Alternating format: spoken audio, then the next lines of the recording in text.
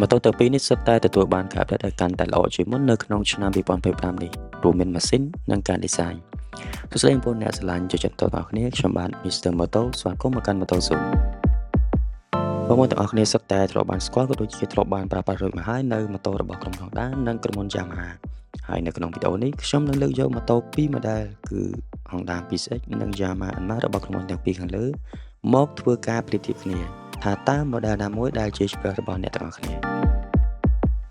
ខ្ញុំសូមផ្ដើមពីការ design ទៅមុនដោយម៉ូតូទាំងពីរនេះត្រូវបានក្រុមហ៊ុននីមួយៗធ្វើការ design ឡើងតាមគោលគំនិតសម្រាប់បើកបរនៅក្នុងក្រុង Urban Scooter ចំពោះ Honda PCX 160ត្រូវបានរចនាឡើងឲ្យមើលទៅកាន់តែបែប Sport ជាងមុននៅផ្នែកខាងមុខបំពាក់ជញ្ជាំងមកពីផ្លូវជាប្រភេទចម្ដាំង LED មានទម្រង់ជាអក្សរ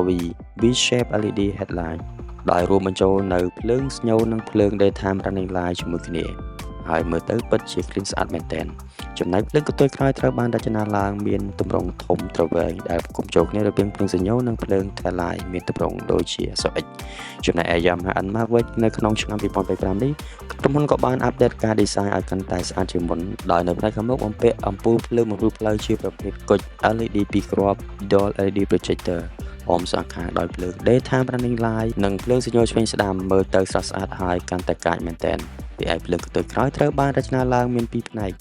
ផ្នែកខាងលើជាភ្លើងបំភ្លឺផ្លូវនិងផ្នែកខាងក្រោមជាភ្លើងសញ្ញោដោយផ្គុំចូលគ្នាមានទម្រង់ស្រដៀងទៅនឹងអក្សរ X ដូចទៅនឹង Honda PCX ដែរ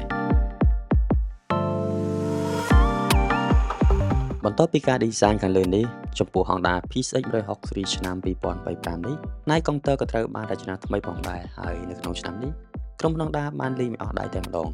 ដោយក្រុម Honda បានបំពាក់នៅកុងទ័រថ្មីជាប្រភេទ TFT display មានទំហំ 5 inch ដែលនៅក្នុងនោះមានកម្មវិធី2ដែលខ្ញុំចង់លើកយកមកបង្ហាញអ្នកទាំងអស់គ្នាគឺ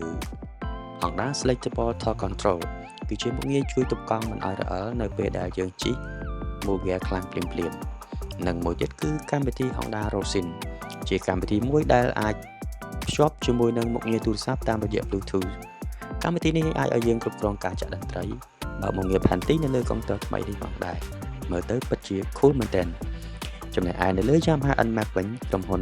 បានបំពាក់នៅកុងទ័រថ្មីដូចគ្នាមានទំហំ 4.2 inch ជាប្រភេទ TFT display ដែលបង្ហាញព័ត៌មានទាក់ទងទៅនឹងម៉ូតូកុងទ័រថ្មីនេះក៏អាចភ្ជាប់ជាមួយនឹងមុខងារ Y Connected បានផងដែរដែលអនុញ្ញាតឲ្យយើងអាចបើកមុខងារផែនទីបានវាស្រៀងទៅនឹងកម្មវិធី Honda Rosin របស់ក្រុម Honda ដែរ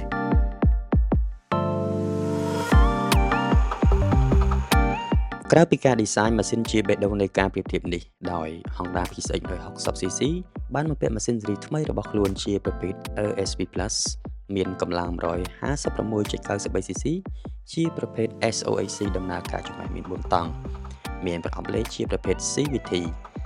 បញ្ចុះកម្ដៅដោយទឹកស្អំរំអិលកាត់បន្ថយសំណុកដោយប្រេងម៉ាស៊ីនកំហាប់ 10W30 ចំណុះ 0.9 លីត្រមានប្រព័ន្ធបាញ់សាំងជាប្រភេទប៊ិចសាំង PGM-FI ផ្គត់ផ្គង់សាំងដោយទង់សាំងចំណុះ 8 លីត្រមានកម្រិតស៊ីប្រេងជាមធ្យម 45 គីឡូម៉ែត្រក្នុង 1 លីត្រ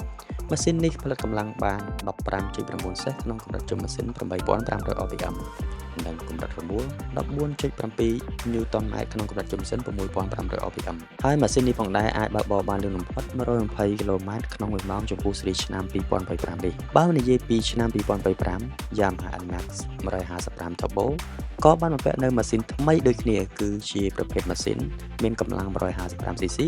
ដំណើរការដូចទៅនឹង Honda PCX ដែរតែក្រុមហ៊ុន Yamaha មានបច្ចេកវិទ្យាតខ្លួនរបស់គេមានដូចជា VVA Blue Core ជាដើមចំណែកឯប្រអប់លេខវិញ Yamaha មានការច្នៃប្រឌិតថ្មីគឺជាប្រអប់លេខ YECVT ដែល Yamaha ហៅថា Yamaha Electronic Continuously Variable Transmission ប្រអប់លេខថ្មីនេះអនុញ្ញាតឲ្យ Yamaha Anmar មានជម្រើសជ្រើសរើសក្នុងការបើកបរពីរយ៉ាងទី1គឺ T-Mode សម្រាប់បើកបរក្នុងក្រុងនិង S-Mode សម្រាប់បើកបរក្រៅក្រុង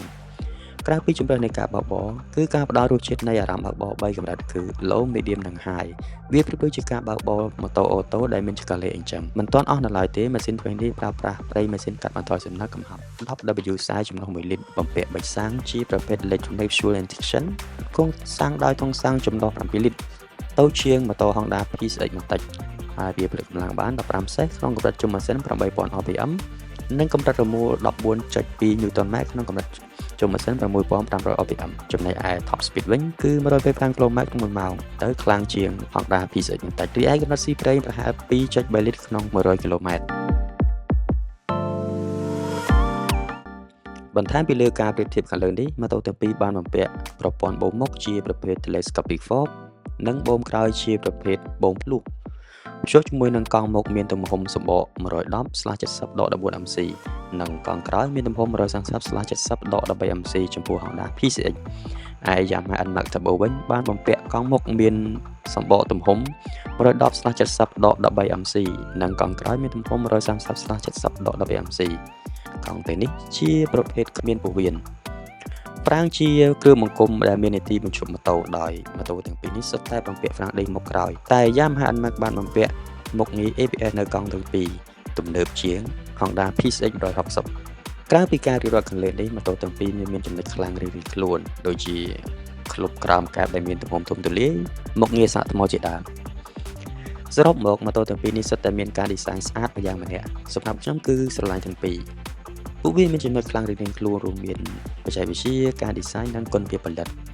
តើបងប្អូនអ្នកស្រឡាញ់ម៉ូតូទាំងអស់គ្នាយល់យ៉ាងណាដែរចំពោះម៉ូតូទាំងពីរម៉ូដែលខាងលើនេះសូមធ្វើការបញ្ចេញយោបល់របស់បងប្អូនក្នុង comment ខាងក្រោមខ្ញុំបាទ Mr. Moto សូមអរគុណនិងសូមជម្រាបលាបាយបាយ